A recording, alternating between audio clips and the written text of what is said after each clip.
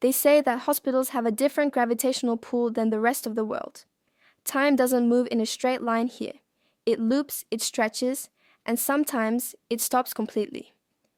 I've been a nurse for 32 years, and for 20 of them, I've worked the graveyard shift. The hours between 2 Izaluru AM and 5 Izaluru AM are what we call the witching hour. It's not because of ghosts, though I've seen enough shadows to believe in them, but because that is when the masks come off.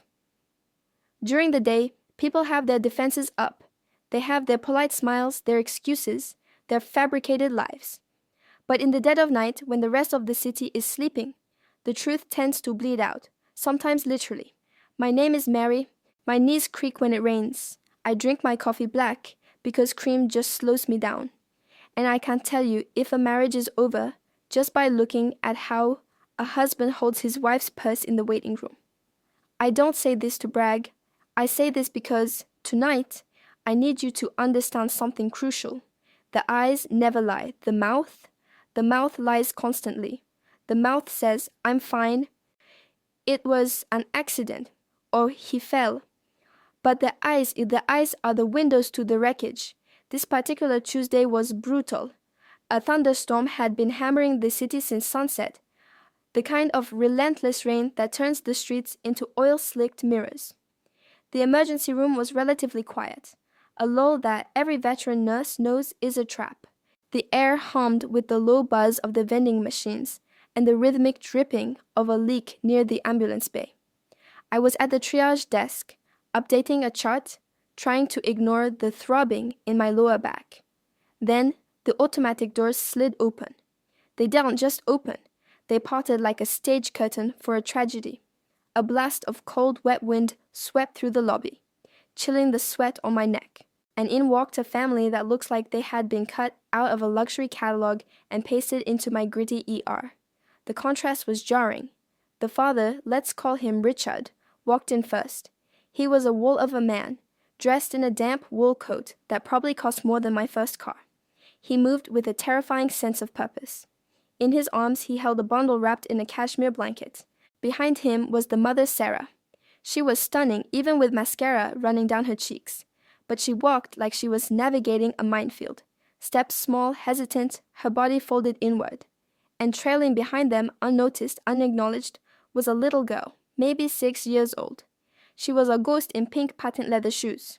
While her parents rushed to the desk, she stopped near the door, clutching a notebook to her chest. The silence coming from the bundle in the father's arms was what stopped my heart. A hurt baby screams. A scared baby cries. A baby that has given up hope is silent. That silence was the loudest sound in the entire hospital. I stood up, pushing my glasses up my nose, and prepared for war. Because I knew, with every instinct in my tired body, that the story I was about to hear was going to be a lie. Help us. Immediately. Richard's voice was deep, smooth, and utterly devoid of panic. Most parents running into an ER at 3 Zuwaru AM are hysterical. They are messy. They are begging. Richard was ordering a steak at a restaurant. I rounded the desk, my rubber-soled shoes squeaking on the linoleum. Sir, please bring the baby here. What happened? He fell, Richard said, placing the bundle on the examination gurney I had pulled forward. He rolled off the bed. Master bedroom. It's a high mattress, hardwood floors. He cried for a bit, but then he got drowsy on the drive over. We just want a precautionary scan. I looked at him. His eyes were icy blue, unblinking. He was challenging me to believe him. I turned my attention to the child.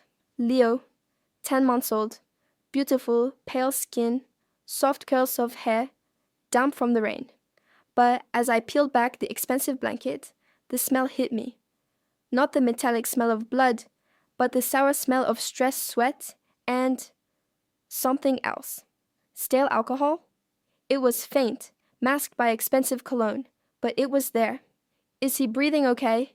Sarah asked. Her voice was a whisper, trembling so hard the words almost shattered. Sarah, let the nurse work, Richard snapped. He didn't look at her. He didn't raise his voice. He just cut her off with the precision of a surgeon. She flinched physically, taking a half step back.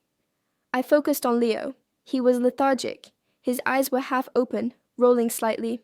I gently touched his left arm to check for a pulse, and even in his semi-conscious state, he whimpered. It was a high-pitched, pitiful sound. I looked at the arm. The angle was wrong. Now, I'm not a doctor, but I've set enough bones to know anatomy. When a baby falls from a bed, they usually impact the shoulder or the clavicle. It's a compression injury. Leo's arm was twisted. There was a spiral shape to the swelling. My stomach dropped. A spiral fracture. In pediatric medicine, a spiral fracture is a massive red flag. You don't get a spiral fracture from hitting a flat floor. You get a spiral fracture when a limb is held tight and twisted. I looked up at Richard. He was checking his Rolex. How high is the bed, sir? I asked, keeping my voice neutral. Rule number 1, never corner a predator until the cage is locked. About 3 feet, he said dismissively. Maybe 3.5. Look, is there a doctor coming or not? I pay a fortune in taxes for this city's services. I expect better efficiency. The doctor is on his way, I said, my heart rate picking up. I'm initiating a code pediatric trauma. I hit the button on the wall.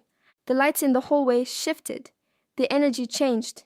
As the orderlies rushed in to take the gurney, Richard walked alongside them, not holding his son's hand, but straightening his own cuffs. Sarah followed, her hands shaking so badly she couldn't zip her purse. And in the chaos, everyone forgot the girl. She was still standing by the automatic doors. The wind was blowing her blonde hair into her face. She hadn't moved. She hadn't spoken. She was watching her family disappear down the hall, like she was watching a movie she wasn't part of. I paused for a split second. Our eyes met. There is a look that children get when they have seen too much. It's an old soul look. It's a look that says, I know things you don't. I wanted to run to her, to scoop her up, but my duty was to the baby dying in trauma room 2. Stay there, honey, I called out to her, pointing to the waiting room chairs. I'll be right back. She didn't nod. She just walked mechanically to the orange plastic chairs, sat down, and opened her notebook. Trauma room 2 is where we handle the worst of it. The lights are brighter there, harsh and unforgiving. They reveal every bruise, every scar, every secret. Dr. Evans was on duty that night. Evans is a good man, young, brilliant, but he still has that spark of optimism that I lost a decade ago. He thinks he can fix everything. We transferred Leo onto the trauma board. We had to cut the onesie off. It was a designer brand. Probably $50 for a piece of cotton, now shredded by safety scissors. As the fabric fell away, a collective gasp sucked the air out of the room. It wasn't just the arm. Leo's torso was a canvas of pain. There were bruises in various stages of healing. Yellow ones on his ribs, green ones on his hip, and angry purple-black ones blooming fresh across his back. Jesus, Dr. Evans whispered. He looked up at Richard, who was standing in the corner, leaning against the wall with his arms crossed. Mr. Miller, Evans said, his voice tight. You said he fell off the bed. That's right, Richard said. He didn't even blink. He bruises easily. He has sensitive skin, like his mother. He shot a look at Sarah, a look that wasn't a glance but a weapon. Sarah was staring at the floor, biting her lips so hard a droplet of blood appeared. This isn't from a fall, Dr. Evans said, his professional demeanor cracking. These are fingertips. Someone grabbed this child, hard. Are you accusing me of something? Richard's voice dropped an octave. It became dangerous. He stepped off the wall, expanding his chest. He was a big man, and he knew how to use his size to intimidate. I bring my son here for help, and you start throwing around accusations? Do you know who my lawyer is? This is the moment where the room usually freezes. The threat of a lawsuit, the power dynamic, the rich man telling the service workers to shut up and do their jobs. But I was looking at the x-rays popping up on the monitor. The humerus, the upper arm bone, was snapped in a torque pattern. It was classic abuse. Textbook. We need to intubate, Evans announced, ignoring the threat. His oxygen is dropping. He's posturing. Posturing is when the brain is swelling, it pushes against the skull, and the body goes rigid. It means death is knocking on the door. We moved fast, tubes, lines, fluids. I was holding Leo's tiny, uninjured hand. It was cold. I whispered to him, I got you, baby. Mary's got you. You hold on. I looked at Sarah. She was weeping silently, her shoulders shaking. She wanted to scream. I could see the scream trapped in her throat, but fear is a powerful gag. She was more afraid of the man in the cashmere coat than she was of the death of her son. That is the power of domestic control. I need to step out, Richard announced suddenly. I need to make a call. My business partners. I have a deal, closing in Tokyo. Your son might have a brain bleed, and you're calling Tokyo. I couldn't stop the words. They slipped out. He stopped at the door. He turned his head slowly to look at me. His eyes were dead sharks. Do your job, nurse, and let me do mine. Somebody has to pay for this incompetent hospital. He walked out. The door swung shut. The silence left behind was thick with rage. Mary, Dr. Evans whispered, not looking up from the intubation tube. Call security, call CPS, and call the cops. Now. I'm on it, I said. But as I walked out of the trauma room, shaking with adrenaline, I realized something. We had the medical evidence, yes, but medical evidence can be argued in court. Brittle bone disease, accidental rough play, falling downstairs. Lawyers can spin anything. Richard would have the best defense money could buy. He would paint Sarah as the negligent one. He would destroy her. We needed a witness. We needed someone who saw what happened in that master bedroom. And then I remembered the pink shoes. Let me pause here for a second. We've all been in situations where we see something wrong, but we feel powerless to stop it because of someone's status or authority. This father represents that authority. If you were Sarah, the mother, terrified and controlled, do you think you would have the strength to speak up, or would you stay silent to protect your other child? Let me know what you would do in the comments below. I walked into the hallway. The lights flickered overhead. The storm outside was intensifying. Thunder rattled the window panes. I headed toward the nurse's station to make the calls, but my feet took a detour. I went to the waiting room. It was empty except for Mr. Henderson, a regular homeless visitor who slept in the back corner on rainy nights. And her, Emily. She was exactly where I had left her. She looked tiny in the vast, empty room. The television was on, muted, showing a news cycle about the weather. But she wasn't watching TV. She was bent over her notebook. Her hand was moving furiously. Scratch, scratch, scratch. The sound of wax crayon on paper was aggressive. She wasn't coloring, she was digging into the paper. I walked over slowly. You have to approach a traumatized child like you approach a wild bird. If you move too fast, they fly away, or they shut down. I grabbed a juice box and a pack of graham crackers from the vending machine on my way. Hey, Emily, I said softly. She didn't look up. Her hair fell like a curtain around her face. I brought you some apple juice, I said, placing it on the low table in front of her. And some crackers. Being in a hospital is hungry work. She paused. Her hand stopped moving. She looked at the juice, then at the closed double doors of the ER. She was checking if he was watching. He's not here, I whispered, reading her mind. He's making a phone call outside. It's just us. She slowly reached out and took the juice. Her hands were shaking, and they were covered in black wax. What are you drawing? I asked, sitting down in the chair next to her. I groaned a little as I sat, my back again. I wanted to show her I was human, vulnerable, not an authority figure. Nothing, she whispered. Her voice was raspy. It looks like something, I said gently. You know, when I have a bad day, I like to write it down. It gets the bad stuff out of my head and puts it on the paper. Is that what you're doing? She looked at me then. Her eyes were blue, like her father's, but they didn't hold his coldness. They held a sorrow that was centuries old. Daddy said Leo is clumsy, she said. It sounded rehearsed, like a line she had been forced to memorize in the car. Daddy says a lot of things, I said, carefully. But grown-ups lie sometimes. Did you know that? Even daddies. She stared at me, shocked. Adults aren't supposed to say that. I saw Leo, I continued, leaning in closer, and I don't think he's clumsy. I think someone hurt him. Her lower lip trembled. Tears began to pool in her eyes.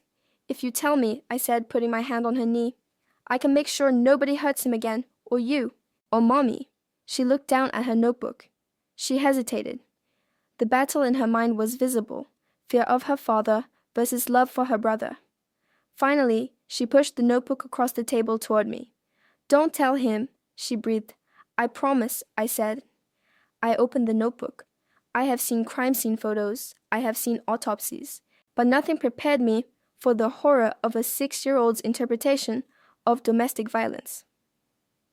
I want to take a brief moment to say thank you. Thank you for being here, for listening to this story. It's not an easy one to hear, but these stories need to be told. If you've stuck with me this far, you are part of the solution. You are the witness. But brace yourself, because what I saw on that paper wasn't just a drawing, it was a confession. I adjusted my glasses, squinting under the flickering fluorescent light. The drawing was done in heavy, angry strokes. It was chaotic, but the subject was unmistakable. It depicted a bedroom. I knew it was a bedroom because there was a large rectangle in the middle, the bed, but the bed was empty. In the center of the page was a large black figure. Emily had used the black crayon so hard she had torn through the paper in places. The figure was looming, gigantic, taking up almost all the space. It had jagged teeth. In one of the black figure's hands was a phone.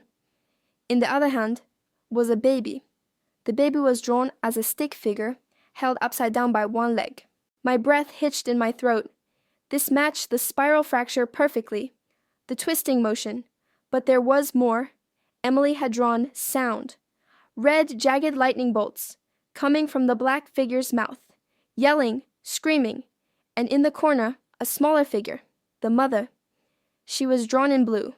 She had long hair, just like Sarah, but the disturbing part was her face. She had big eyes with blue tears streaming down, but she had no mouth.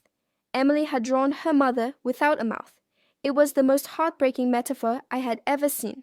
The mother who couldn't speak, the mother who was silenced, and then the detail that would seal Richard's fate. On the floor next to the black monster, Emily had drawn an object. It was a long stick with a flat head, a golf club, and next to it, a shattered lamp with yellow sparks flying out. I looked up at Emily. "Honey, what is this?" I pointed to the stick. "The putter," she whispered. "Daddy was mad at the bank people on the phone. He threw the putter. It broke the lamp. Leo got scared. Leo cried." She took a shaky breath. "Daddy hates crying. He says crying is for weaklings." She pointed to the baby in the drawing. "He picked Leo up, not the nice way, the bad way. He shook him like a doll. Then he threw him." She looked at me, her eyes wide. "He didn't fall off the bed, Mary. Daddy threw him at the wall." I felt cold, ice cold. This wasn't just a snap of anger. This was a man who lost money on a business call and decided to execute his infant son as stress relief. "Did Mommy try to stop him?" I asked, my voice barely working. "Mommy tried," Emily said, tears finally spilling over. "But Daddy grabbed her throat. He told her if she made a sound, he would do the same to me." She looked at her hands. So we were quiet. We were both quiet. I closed the notebook. My hand was shaking now, too. This notebook was the smoking gun. It corroborated the injury patterns, the timeline, the motive. It proved Sarah was a victim, not an accomplice. I looked at Emily.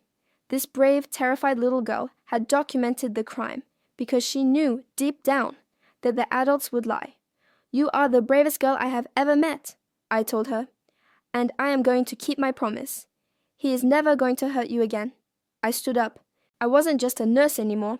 I was a witness armed with the truth. I walked back toward the ER doors, clutching the notebook like a holy scripture. I saw Officer Miller, our hospital security, a retired linebacker, standing by the vending machines.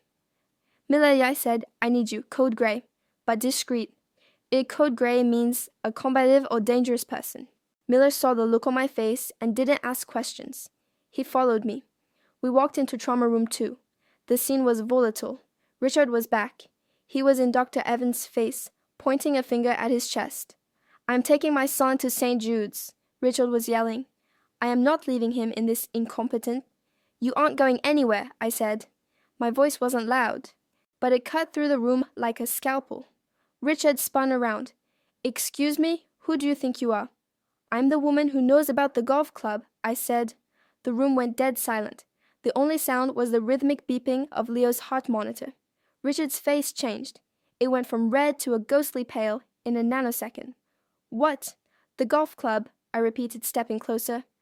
And the phone call, and the shattered lamp, and the way you held him by the leg. I held up the notebook. Your daughter has quite a memory, I said, and she's an excellent artist. Richard looked at the drawing. He saw himself as the monster. He saw his secrets laid bare in wax crayon. He looked at Sarah. You told her? You stupid. He lunged. Not at me, but at Sarah. He raised his hand to strike her right there in the trauma room. Hey! Officer Miller roared. He hit Richard like a freight train. They went down hard, crashing into a supply cart. Metal trays, syringes, and gauze flew everywhere. It was chaos. Richard was fighting, screaming, Do you know who I am? Yeah, Miller grunted, twisting Richard's arm behind his back. Ironically, in a similar motion to what Richard had done to his son, but with justice instead of malice. You're a guy who beats up babies. You're a nobody. As they cuffed him and dragged him out, Richard was still screaming threats. But nobody was listening. I looked at Sarah. She was pressed against the wall, trembling. She looked at the empty doorway where her husband had just been taken away. Then she looked at me, and she exhaled. It was a long, shuddering breath.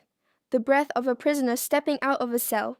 Is he really gone? She whispered.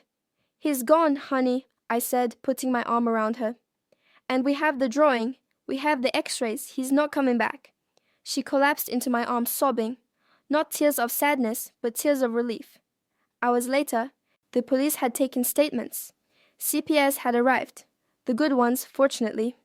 They interviewed Emily. She showed them the drawing. It was the key piece of evidence that denied Richard bail. I went out to the ambulance bay to watch the sunrise. The rain had finally stopped. The sky was a bruised purple, turning into a soft pink. I lit a cigarette. I know, I'm a nurse, I shouldn't smoke. But don't judge me. I thought about the monsters that walk among us in expensive suits. They think they are untouchable. They think walls of money can hide their sins. But they forget about the observers, the nurses, the neighbors, the 6-year-olds with crayons. We see you. Leo survived. He has a slight limp in his left arm, but he's alive. Sarah filed for divorce and restraining orders the next day. And Emily, I heard she's in art therapy now, using her drawings to heal instead of to testify. Sometimes, the most heroic thing you can do isn't running into a burning building. Sometimes it's just sitting in a waiting room, telling the truth on a piece of paper. So, the next time you see a perfect family in a restaurant or a park, look a little closer. Look at the eyes. And if you see something, say something, because silence protects the monsters, never the victims. And that creates a bond between us, doesn't it? You and I, we are the watchers now. If this story touched a nerve, if it made you feel that spark of justice, then do me a favor. Hit that like button. Okay? It helps these stories reach more people. And maybe, just maybe, it helps someone recognize the signs in their own life. Share this video with someone you trust. You never know who needs to hear that there is a way out.